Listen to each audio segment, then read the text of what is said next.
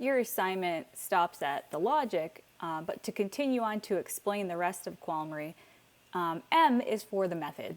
And the method is where you figure out how are you going to study this question exactly.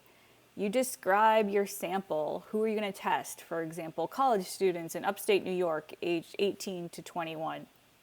You identify your independent variable, what you're manipulating, and your dependent variables, what you're measuring, your outcomes. You're going to describe what you will use to measure these variables. So what will be your index for that particular variable? Number of behaviors, a survey question, some kind of response on those, brain activity. And then you'll describe the procedure for the study, so what the participant will do when they enter the lab or do the online study. For results, you report what was the outcome of the experiment. What were the results on the primary measures? How did the groups differ? This section should know which results or potential results, if you're writing about expected or potential results, were obtained and should identify how reliable the results seem. For most psychology experiments, inferential statistics are used to assign a probability to indicate how likely the results were due to noise. It's often noted as p less than 0.05 or p greater than 0.1, for example. Do these analyses suggest that the pattern of results was reliable? So when you do your statistical analyses and you look at those values, what does it tell you? When describing the results, you should focus on describing the overall pattern. You should make sure you note any findings that were central to testing the central hypotheses. Usually you point those out explicitly.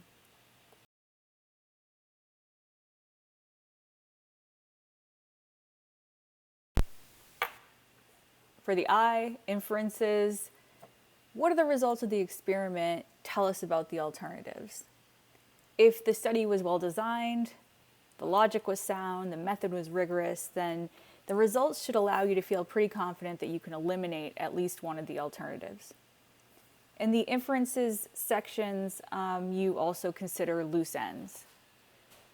You take a step back and think, are there any potential confounds that could have led to these results? You write about them, usually in a section on limitations. You can describe further research that would be needed to eliminate any additional plausible hypotheses.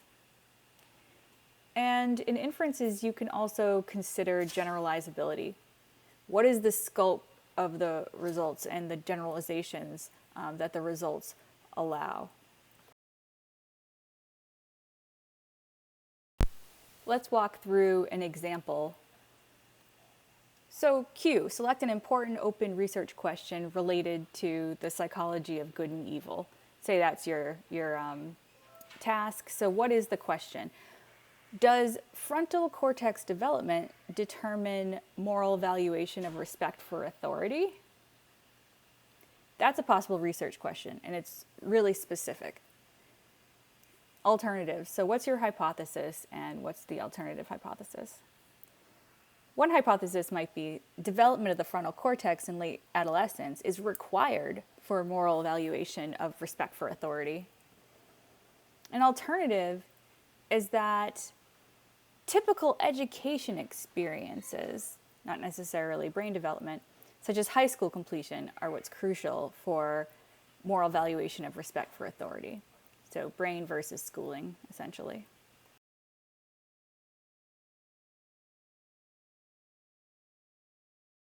For the logic for this research question, you might develop a statement like this. If development of the frontal cortex in late adolescence is required for moral evaluation of respect for authority, then fMRI measures of a task involving late adolescent suppression of emotion in frontal cortex should correlate with moral evaluation of respect for authority. So the logic is linking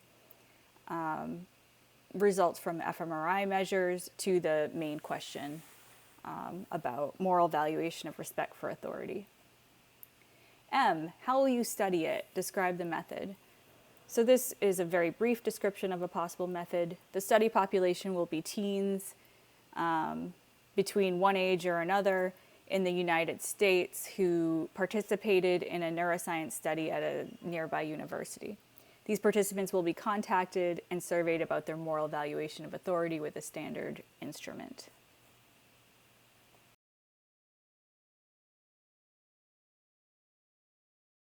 R, what are the expected results? You might write something along these lines. We expect that adolescents with less developed frontal cortices to report less current evaluation of respect for authority. We expect that educational experiences, high school completion, will have a small but possibly significant additive effect. For inferences, what can we infer if we got those results about the question? The moral concerns of adolescents and early adults might be different for biologically based developmental reasons, in addition to social, educational reasons. So that's a really broad conclusion there for your implications and inferences you can draw.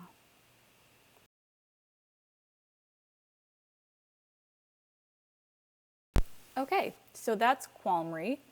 On this slide, you'll find qualmry in brief, and you can refer back to this to remind yourself what the Q, the A, the L, the M, the R, and the I mean. I hope you find this to be a useful framework, not only for creating your own experiments, but also for breaking down the research that you read. Whenever you read a scientific study, you can apply this framework to better understand what's going on. All right, thanks.